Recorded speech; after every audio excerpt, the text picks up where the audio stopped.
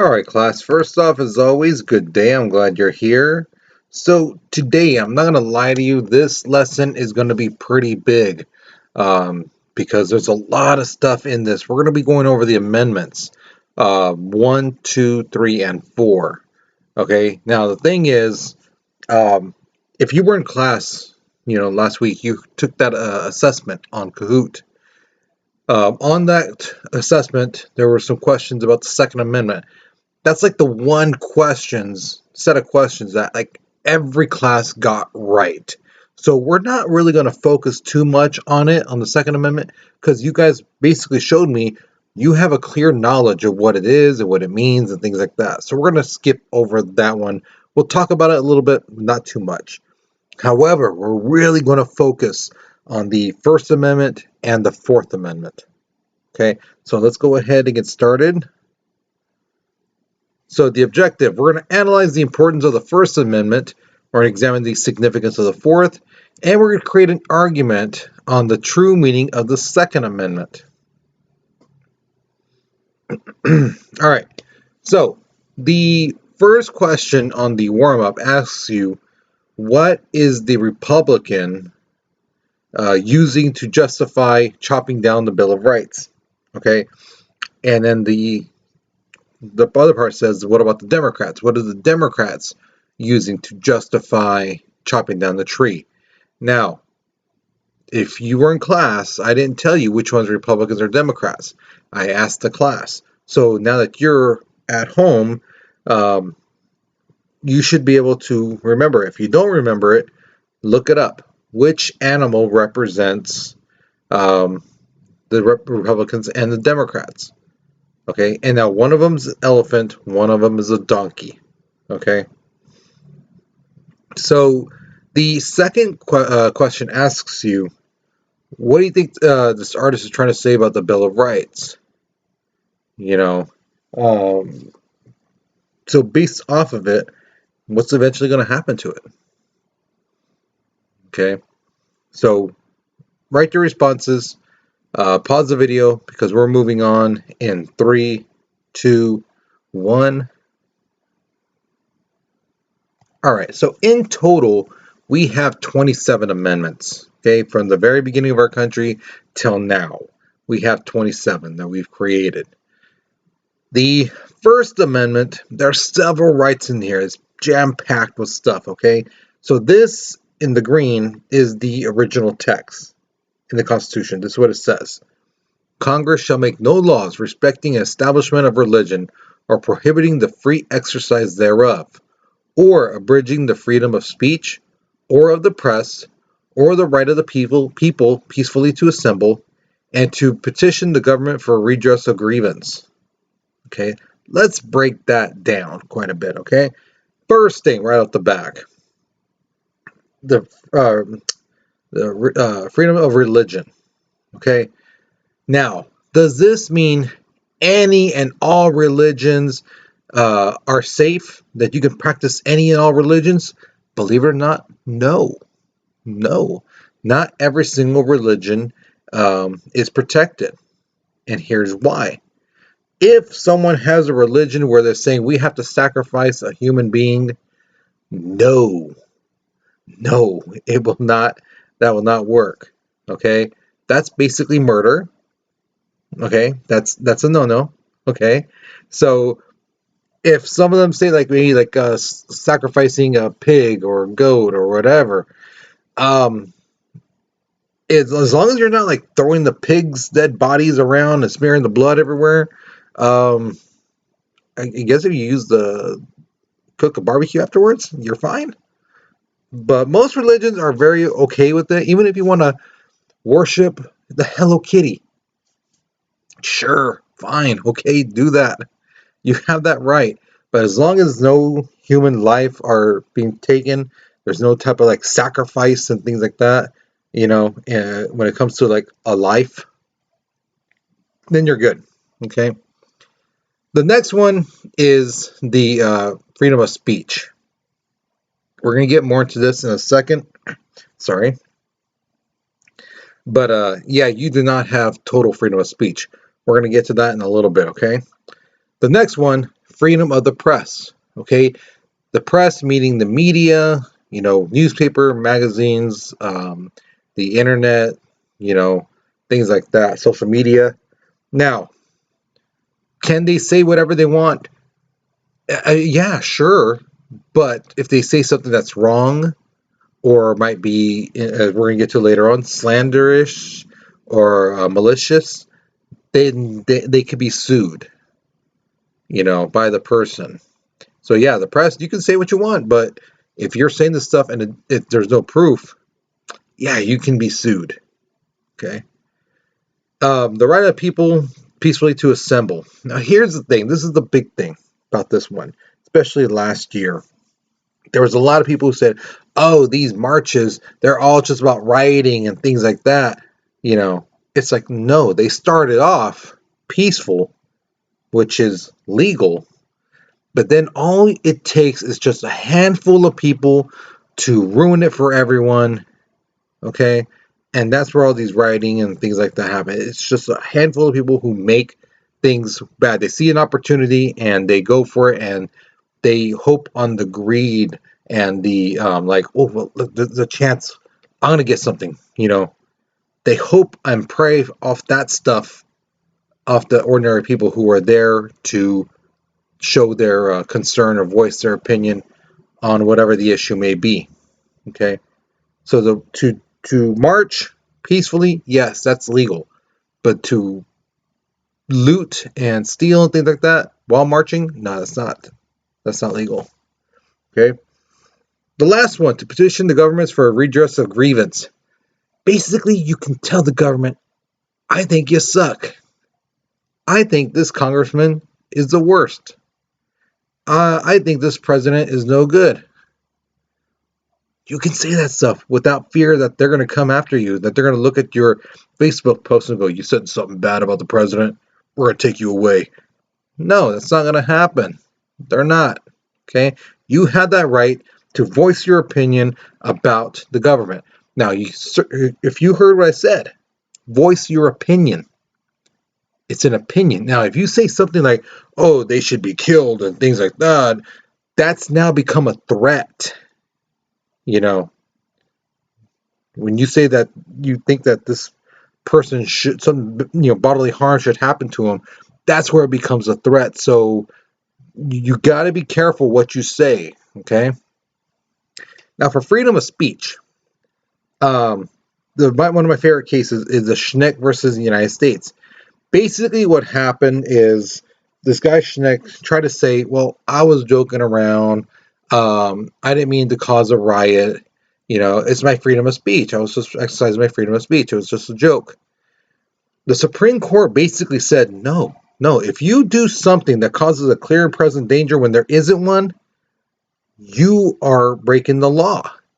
So a great example is yelling fire in a theater.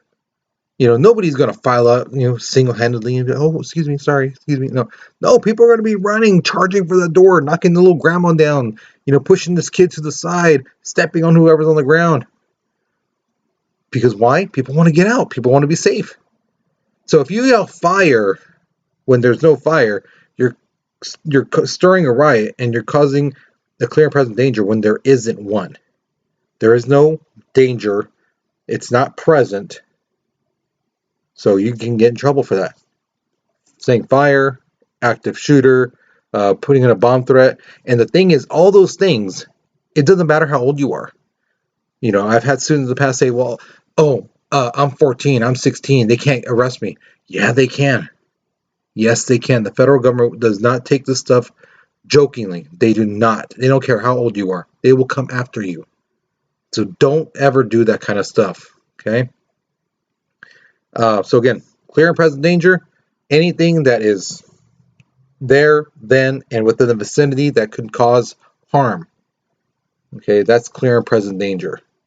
And if you say something and that's not happening and it causes a riot, you can be charged. Okay? Now, hate speech. Believe it or not, hate speech, it is protected by the First Amendment. And here's why. When someone says, I think these people are ruining our country. I think these people are, sucking the our government dry, things like that. That's an opinion. Okay. Now, if they say something like, I think this particular race or this particular group, they should be killed and things like that, that's when it becomes a threat. And then if they actually do something, that's when it can be charged as a hate crime. But if they're just saying stuff, that's voicing their opinion. And that's actually protected by the First Amendment. Okay. Now, again, slander, sedition, uh, true threats, fighting words, these are not protected by the First Amendment. Now, what's like slander? It's basically if you call someone a pedophile, you say, oh, I heard this guy's a pedophile. Oh, I heard he did this with kids and things like that. There's no evidence. You just started this rumor. And as you guys know, a lot of times people don't look into rumors. They just spread them. They just believe it. And let's say this person can't get a job now because that job they were trying to get deals with kids, or they're in the vicinity of kids. They can't get that job. Or they try to move into a certain area, and there's happened to be a school, a park, some type of daycare or something. That person cannot live there. So that rumor has now affected this person's livelihood. That's where it's slander. There's no evidence. There's nothing saying that this person actually is that. And then they can sue you for that, like badly, because again, they're not making an income and they're not able to live somewhere, all because of you. So you got to be careful what you say. The other thing that was mentioned in class was, what's defamation of character? Defamation of character is basically when you say something and you have no proof again, but it's more like, oh, I heard this. I heard that. Did you see it? No. Did it happen to you? No. Why are you in court saying this stuff that you know this for be a fact? Well, I heard it from somebody, but you didn't hear it, you didn't see it, you didn't experience it, so it's not true. Okay? When it's something, there is evidence, whether the person was there, whether it happened to them personally, that's liable, because there's some merit to that word, to when they're saying stuff, because they've experienced it or they saw it.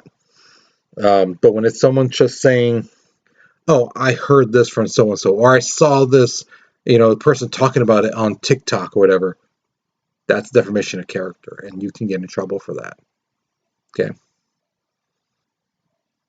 All right. So for on your paper, there's like a little box. There's one that says 7, 8, 9, 10, 11, 12, 13, 14. As you can see from this, these are the boxes where you're going to write on your paper. You're going to write yes or no, whether this situation is protected by the freedom of speech. So let's go through the first one, the one without a number. Okay, it says posting, I think Congress is worthless on social media. Is that protected by the freedom of speech? Yes. Okay. Number 7, I'm going to do this one with you. While at a hospital, telling people there is an active shooter, but there isn't one. Is that protected by the freedom of speech? No. No, you cannot say that. So that's not protected. So on your paper, you would put no. That's it. You don't have to write out the thing. I already know which one goes with which. Okay. So from here on out, for number 8, 9, 10, 11, all the way to 14, you're going to read the situation and basically put yes or no. Is it protected by the freedom of speech? There's no maybes. There's no IDK. I don't know. It's either yes or no in order to really get the points. Okay. So go through these. If you forgot what freedom of speech is, go back a little bit and hear that part again. Okay. So we're going to move on in 3, 2, 1. All right. So here's your first question. Where do you draw the line on the freedom of speech? Now, I know this is kind of vague, kind of a large topic. So I kind of put this thing here. what would be illegal to you to be said or texted or stated online? Where would you draw the line? If that's where you're kind of like, I don't know, that's kind of hard, then go to this one. What about jokes? Where do you draw the line on jokes? To you, what is funny? This is funny, this isn't funny. So where do you draw that line? So do you say like, clean things only? That's funny. Everything else is just dirty and just wrong, horrible. Or do you say like, oh, you know what? Making fun of the way people look, things like that. That's funny. But talking about like, you know, old people, veterans, handicapped people, that's wrong. Or do you draw the line even more over here, like just maybe veterans or, you know, um, kids? You don't make fun of kids. Where do you draw the line when it comes to jokes? Okay, so you can either do online stuff or you could do the joke one. Where do you draw the line on that? Okay, so write your response. We're going to be moving on in 3, 2, 1. All right, so the Second Amendment, again, I'm not going to go really in depth on it because you guys already know it. But your question on your paper says to put this in your own words. Okay, here's what it says. A well-regulated militia, being necessary to the security of a free state, the right of the people to keep and bear arms shall not be infringed. So how do you interpret that? How would you, if someone asked you, like a little brother, sister, or cousin, whoever, asked you, what does that mean? How would you break it down for them? That's what you would put on your, put on your paper. Really quickly, as you guys know, every states have different gun laws. Some are more strict than others. Okay, so if you ever leave the state and you move somewhere else, be sure you find out the gun laws there. Especially if you do have a gun and you go there and you take it with you. You cannot, again, guys, this is something that a lot of states take seriously. If you move to a place and you're there for a while, and then you're like, you use your gun for your own protection or whatever, and cops come and they find out that, hey, you're supposed to register this or you're supposed to have this modified or whatever, and you don't, you're like, oh, well, I just moved here. I moved here like 6 months ago, a year ago, whatever. They're not gonna accept that. It's not like, oh, well, he just forgot. No, they're not gonna do that. So you need to take care of that as soon as you move into another state. Okay. The Third Amendment, really quickly. No soldier shall in time of peace be quartered in any house without the consent of the owner, nor in time of war, but in the manner to be prescribed by law. So in other words, a soldier can't stay in your home without your permission. And if they do during a time of war, the law has to say, one person, and the law has to say it. Okay? And they have to put stipulations and things like that on there. This hasn't been used since the 17th century, so it's really not that much of a issue nowadays. So that's where we're just going to skip over that now. All right, so here's your next question. At what age do you feel a child should know the difference between right and wrong when it comes to the law? Okay, now here's an example I give. There's a no trespassing sign on a fence. No trespassing by law and things like that. At what age would you say a kid should know better? Like, yeah, I shouldn't cross that because I'd be breaking the law. It says no trespassing, I'd be violating, that. Where would you draw the line? Where would you say, okay, this was the kid probably doesn't understand that, doesn't understand, hey, this is the law.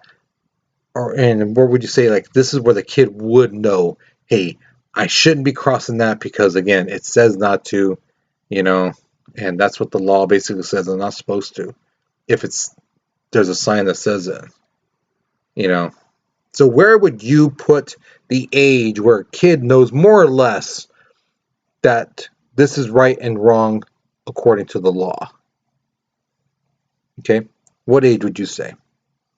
So, write your response. Explain why. Don't forget to explain why you feel that age. Okay? And then that's it. It's okay. So, write your response. We're coming back in 4, 3, 2, 1. All right. So, the Fourth Amendment. This one's one of my favorite ones. It says, the right of the people to be secured in their person, house, papers, and effects against unreasonable search and seizures shall not be violated, and no warrants shall issue but upon probable cause, supported by oath or affirmation, and particularly describe the place to be searched and the persons or things to be seized. What does that mean in a nutshell? The authorities need a warrant if they're going to come into your place. All right, and if they're going to take anything in your home, whether it's you, the home, some papers, the house itself, whatever, they have to have it written down on the warrant. The two most important things on the warrant is what they're searching for and where they're going to look. Okay, now if the cops say we're going to search the living room, the bedrooms, and the bathroom, then they can search it. Another thing too, guys, some students have told me in the past, oh, what if you don't answer the door when they're knocking and saying they have a warrant? They will break the door down. Okay? Do they have the right to do that? Yes.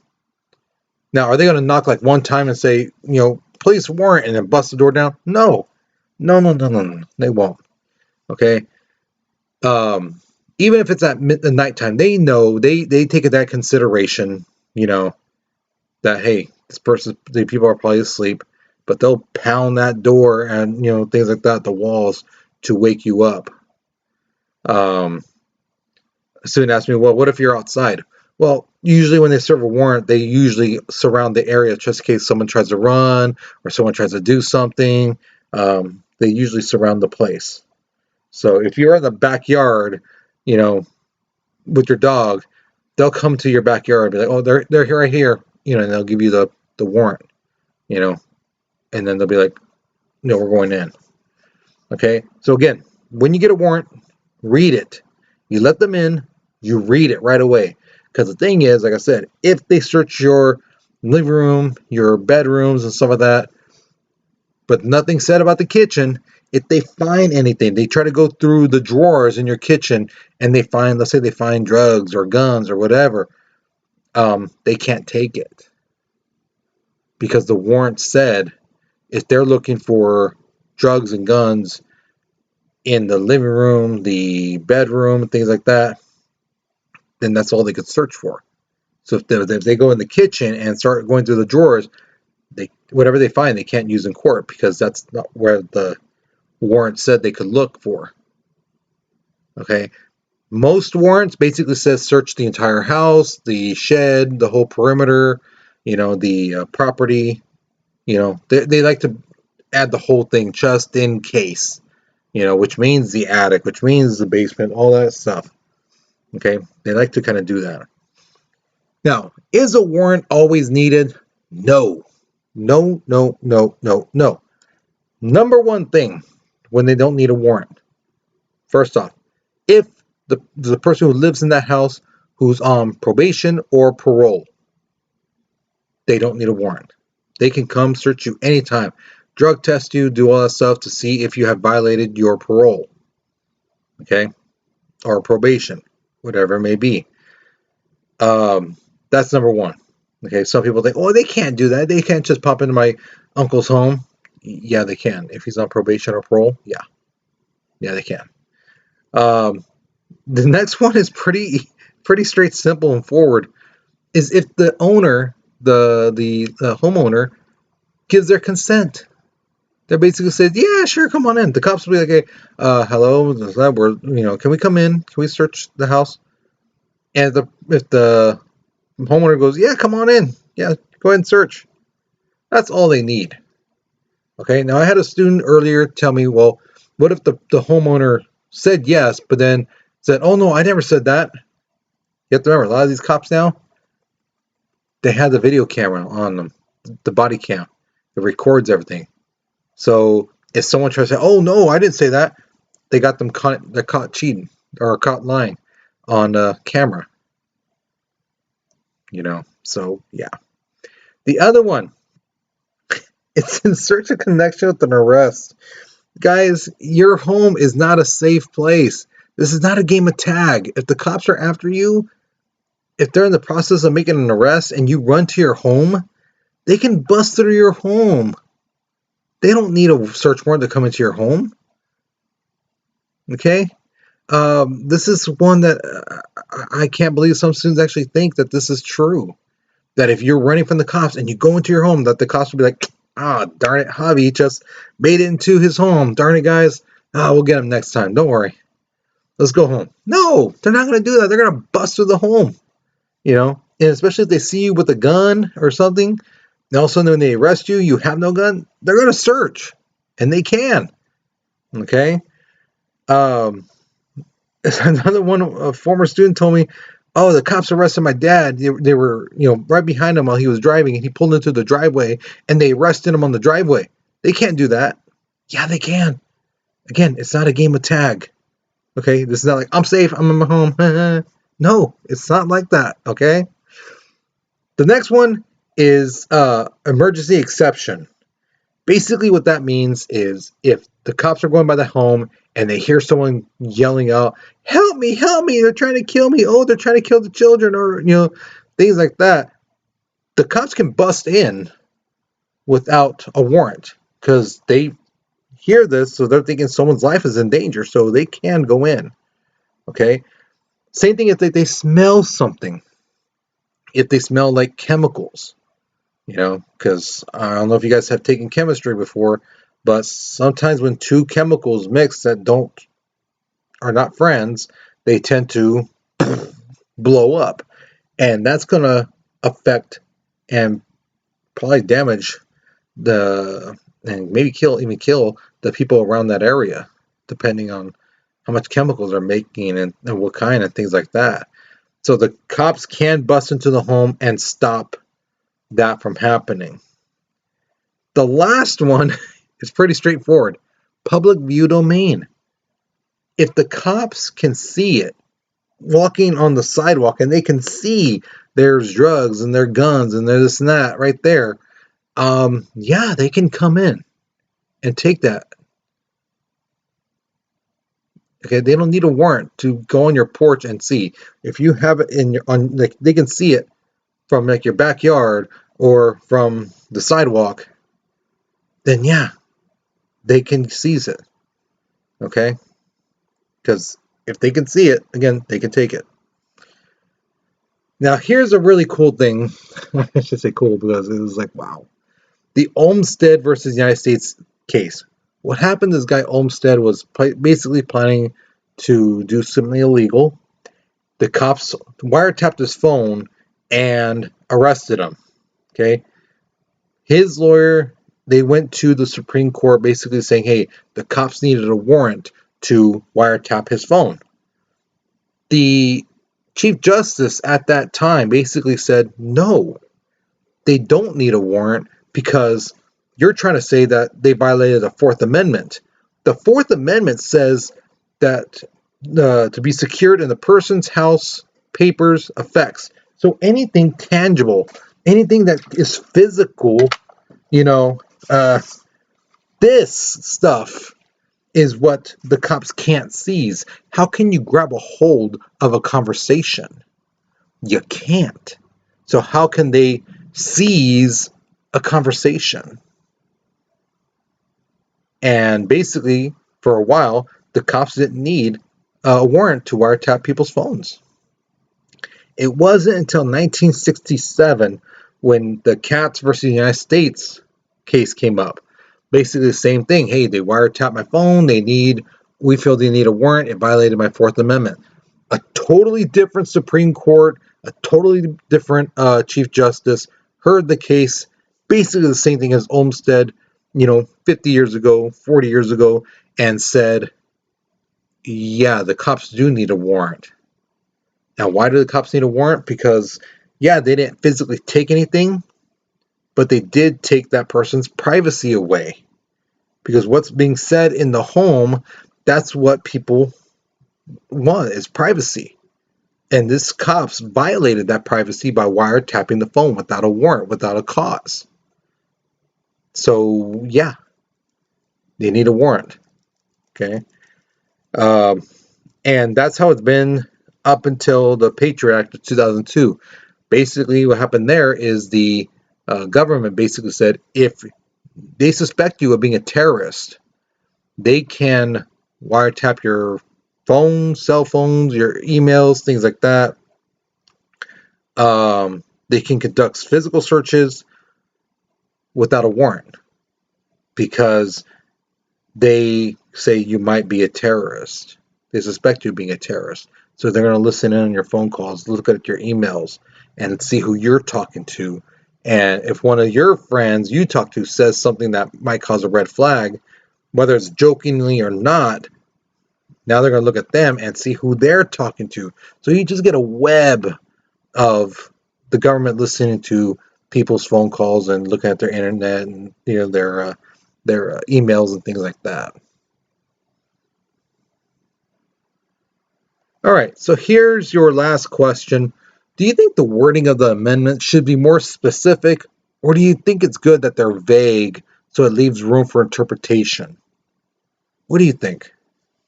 Should they be specific, or should it be left alone, left vague, so that way, as time goes on, it can be interpreted different ways?